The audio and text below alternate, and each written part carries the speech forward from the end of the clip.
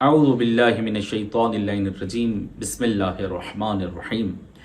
الحمد للہ رب العالمین والصلاة والسلام علی اشرف الانبیاء والمرسلین اما بعد فقد قال رسول اللہ صلی اللہ علیہ وآلہ وسلم من اکل الحلال 40 یوما نور اللہ قلبہ۔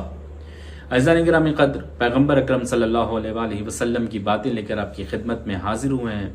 آج جس حدیث کو سرنامہ کلام قرار دیا، اس میں آپ صلی اللہ علیہ وآلہ وسلم فرماتے ہیں من اکل الحلال 40 یوما،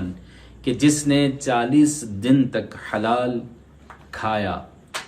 نور اللہ قلبہ، پروردگار عالم اس کے دل کو منور کر دے گا۔ عزیزان گرامی قدر، صرف 40 دن، جیسا کہ ماہ مبارک رمضان ہے 30 دن کا ایک پورا کورس ہے کہ جس میں ہم اپنی تربیت کرتے ہیں، بالکل اسی طرح یہ ایک وظیفہ ہم سب کے لیے پیغمبر اکرم صلی اللہ علیہ وآلہ وسلم نے ایک وظیفہ دیا کہ ہمیں 40 دن تک اگر ہم حلال کھائیں،